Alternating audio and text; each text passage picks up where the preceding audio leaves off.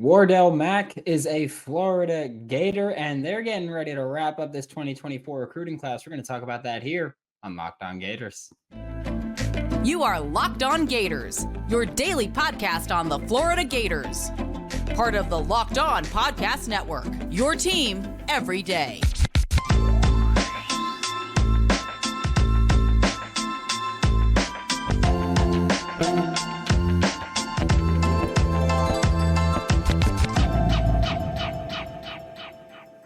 Hello and welcome back to another episode of Locked On Gators, part of the Locked On Podcast Network, your team every day. Thanks for making Locked On Gators your first listen of the day. We are available daily and free wherever you listen to podcasts.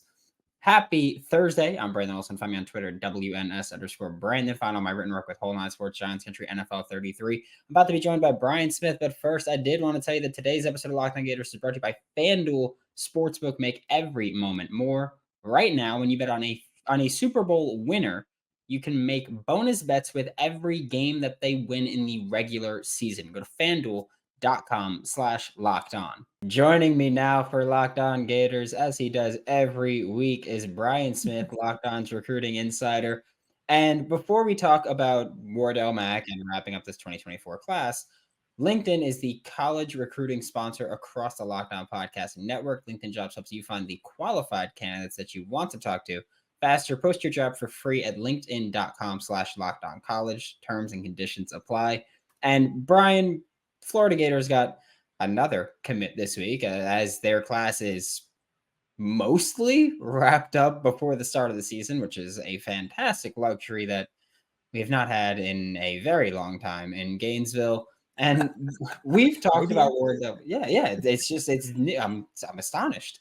We've talked about Wardell before, but now that he's actually a Florida Gators commit, do you think that the Florida Gators have landed their CB1 for the 2024 cycle? Because up until Wardell, it was Teddy Foster is the only corner in the class. Corner was the last thing to be added to the class. But now you've got Teddy Foster and Wardell Mack. Do you feel comfortable saying, hey, Wardell can be your corner one? He could be. I like his film, and I've always liked his film. I watched it again today.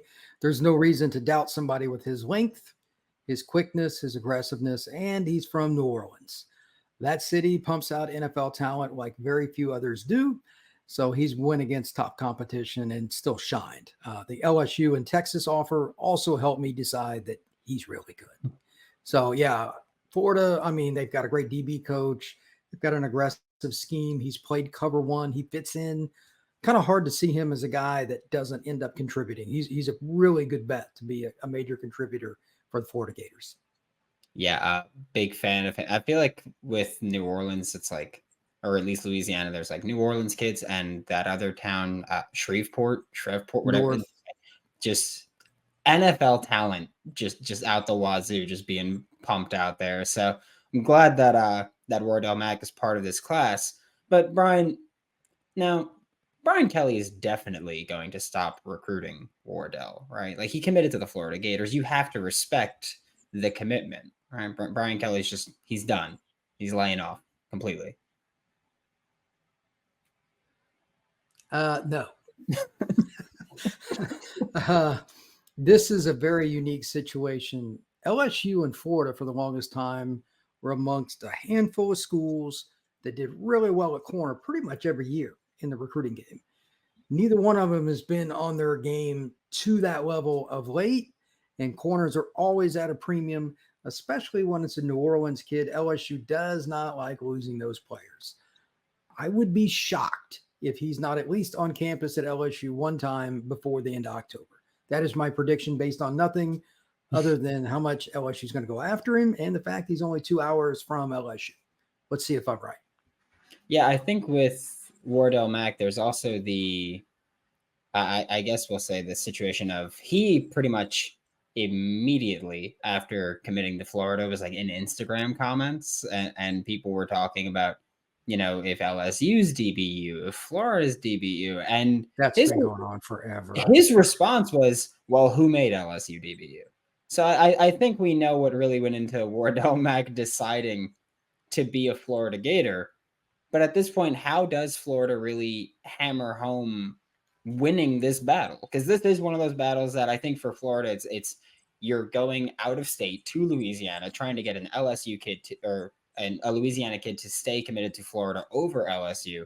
How do you really hammer home and kind of lock him down at this point when we've got 4 months and 3 days until the early signing period? They got to get him on campus at least once early in the season. It's easier said than done. Depends on what his high school coaches allow for missing meetings and all kinds of stuff that, quite frankly, Florida has zero ability to control. I have no idea who's controlling the ERIT program where he plays, but at the same time, if they don't get him on campus, I bet you LSU does, because it's a lot easier to get there. So they got to find a way to do that and just keep recruiting him. Hey, why did you commit to us in the first place? There's a really good DB coach here who left LSU. That's something I would mention. Just saying, that's valid. Now, the other part is, what do they do to make him feel really wanted and, helping the depth chart and all that? That's for Napier and those guys to figure out. But again, that kind of goes into why he committed in the first place. I just don't think that Florida's in a spot right now to say, well, you're going to have to wait a couple of years to play. They should be able to legitimately say you have a chance to play by the end of your second year at the latest, maybe even as a freshman. And it's not far-fetched. So just keep pumping in what you have the whole time and get him on campus. Those are the keys. Yeah, I'd imagine with Jason Marshall Jr. likely going to the NFL draft and then having just a very young corner room behind him, I'd imagine selling, hey, you could find playing time early is a pretty easy selling point for Wardell. But I'm just curious about your opinion of his play style. Is he someone that we think could play, or at least you think could play inside out, whether he's a nickel or on the boundary, field side, whatever, outside or inside corner? I like him at nickel, and I like him to the field. Playing boundary, I need to see how much weight he can gain. Some of these guys, man, like think of over the last 10 years, the receivers that have been at Ole Miss, how big they are. There's no matchup that is pound for pound because there are no 230-pound corners walking around the high school ranks. They're any good anyway. So you got to give up something. Yeah, I'm sure there's somebody, but he's probably terrible. The point is, you've got to be able to handle those boundary receivers because it's pretty much a no-help situation, at least on the deep ball. So you got to have a dude there. But at the same time, with his athleticism, his aggressiveness, and he's played a lot of cover one, he should be able to be competitive, at least at nickel and outside. Plus those spots, you'll get a little more help in a variety of ways with linebackers and safeties. I'm curious to see how much weight they want to put on him, what they're going to try to do with the design of DBs in general. Again, this is only year 2 for Florida. They're experimenting a little bit. They may come up with some different ideas. Guys like Jason Marshall that's not normal. Like when we saw him in high school, I watched a couple of clips. I'm like, yeah, I'm done. It didn't take very long. I mean, seriously, like it's that easy. But that's the rare exception. Most guys you got to build up. And even as good as Mack is, I don't think he's as good as what Marshall was coming out of high school. So how much weight do you want to put on him? What are you trying to do? Are they going to play more zone moving forward, more man? I don't know what they're going to try and do, but he's got the physical tools to do either. Now it's just up to Florida to build him up. Football season is about to kick off for both college and the NFL, and FanDuel is giving you the chance to win all season long on one bet. Right now, when you bet on a Super Bowl winner that isn't the Jets, don't do the Bears, don't do the Texans just because they have crazy Super Bowl odds. Do a team that might actually win it. You can get bonus bets every time that they win in the regular season. That's right. Pick anybody to win the Super Bowl, and you'll get bonus bets for every game that they win during the regular season. Visit FanDuel.com/LockedOn. Start earning bonus bets with America's #1 sportsbook. That's FanDuel.com/LockedOn. And looking at just this entire Florida Gators 2024 class and their current targets as well, what do you kind of think of the approach, again, in the secondary, but mostly just defensively in general? They continue to add guys who can play multiple spots. It's like basically all of the linebackers, depending on where you look, at one point or another have been listed as linebacker or edge. DBs, or are they corners and safeties, corners and nickels and safeties, whatever it's going to be. Just how do you feel about that approach of constantly adding just versatile, positionally versatile players? Once again, it comes down to play calling and scheme. If you're going to run a lot of cover one, which is getting harder and harder to do with all these bunch formations, but you better have guys that can really run. Not many corners over 6'1" make it, and it's almost exclusively under 6'2". So especially at the NFL level, there's like 5 guys that are 6'2" or taller, legitimately.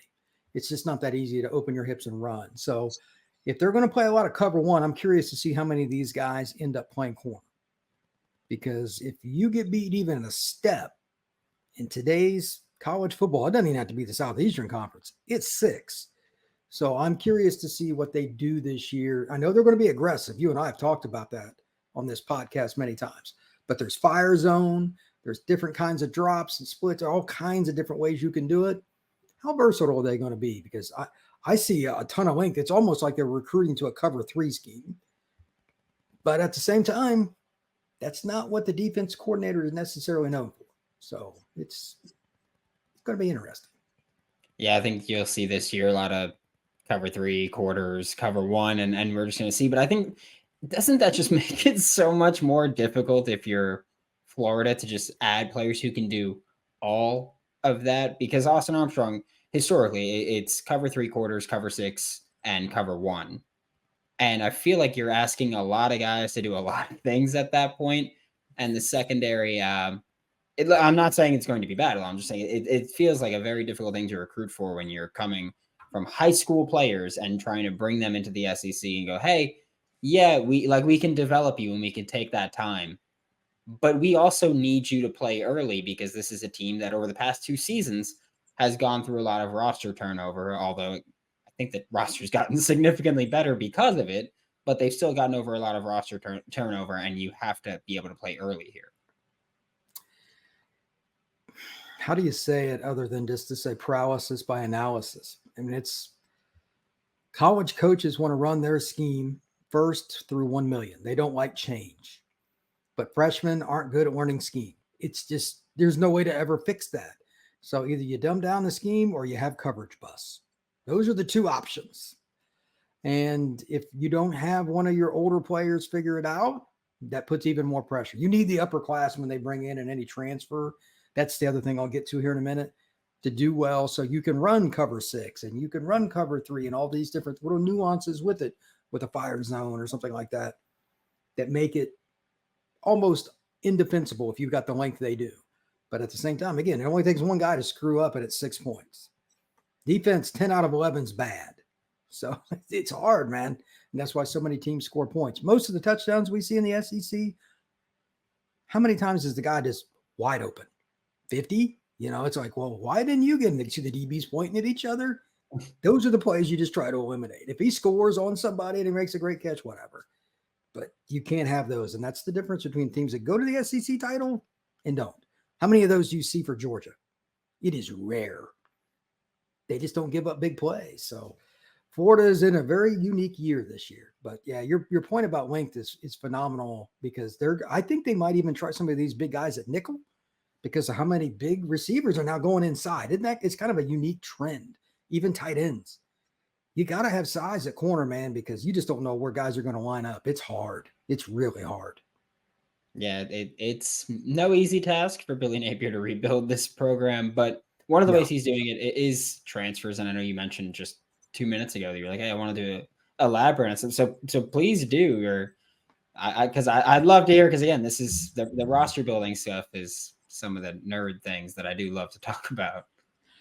Look, with all the young DBs and your expectation, as well as pretty much the free world that has a brain that Marshall will turn pro, they got to take somebody from the portal.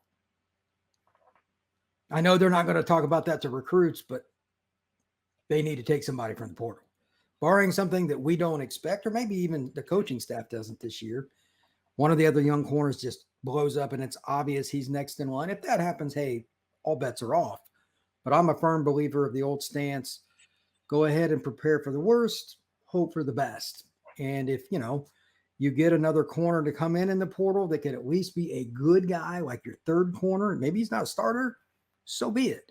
You could never have enough of them anyway.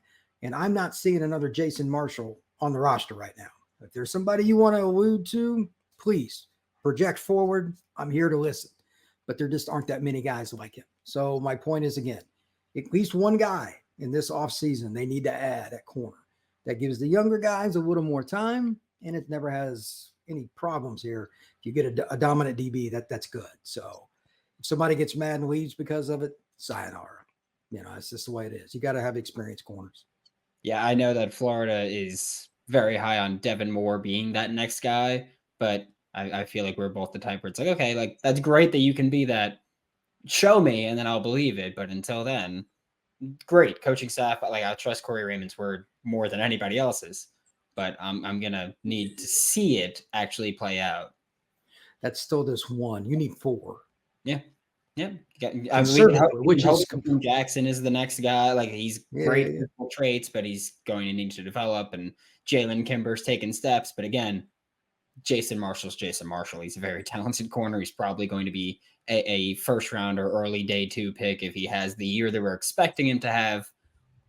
Hard to replace, and that's fair to acknowledge. One player that I know that Florida is at least in on that they think could play corner for them where they've been recruiting him, Zay Mincey, who his commitment is going to be coming up. I know initially it was August, September range. And then lately it was like, oh, well, maybe it's going to be pushed back and maybe it's happening right now. So it's really fun right now with recruiting him. But where do you think a player like Zay Mincey would fit in this class? And what do you think is going on with his recruitment right now? Well, he fits your theme. He can play whatever. I've seen him play live a few times, and he's as long as a tree. So I'm not saying he's as twitchy as Marshall, but he's another one of those really long corners that if he doesn't work out there, safety is certainly another home he can find.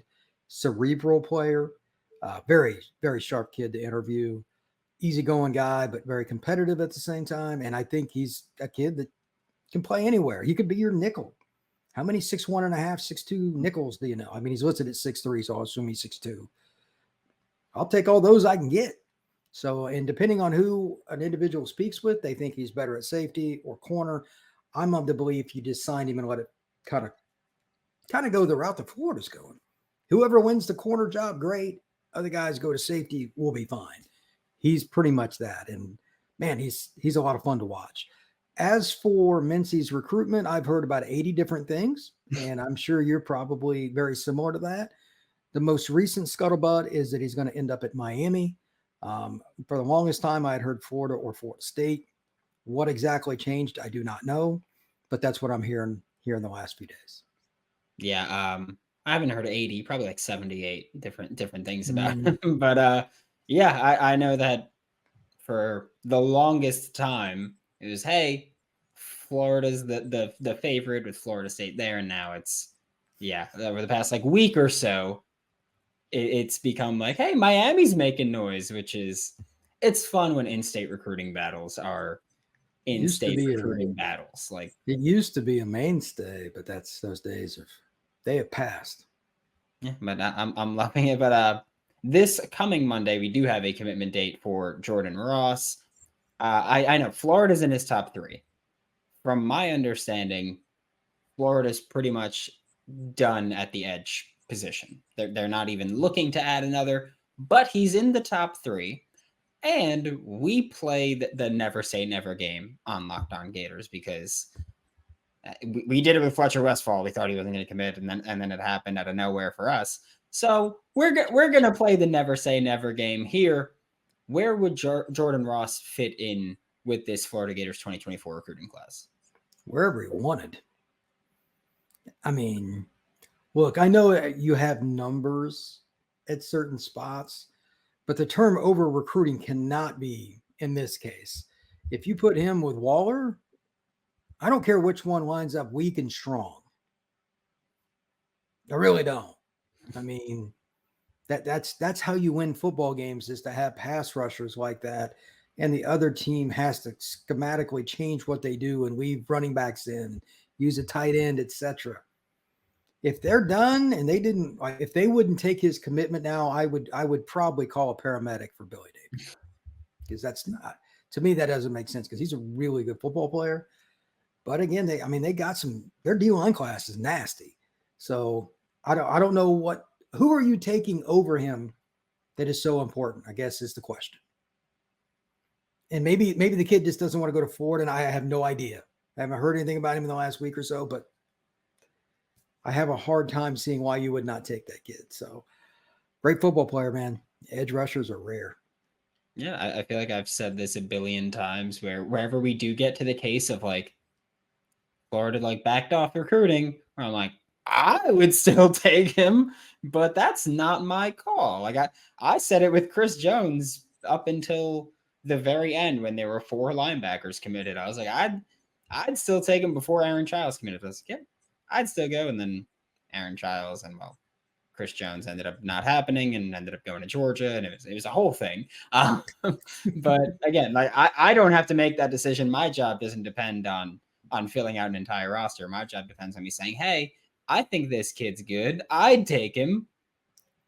We'll see whatever does happen with him, but I agree with you, Jordan Ross, hell of a football player. But thank you so much, Brian. This is Brian Smith, Locked On's Recruiting Insider. Catch him every week on Locked On Gators. Catch him all throughout the Locked On College channel, and maybe even more frequently on the Locked On College channel very soon.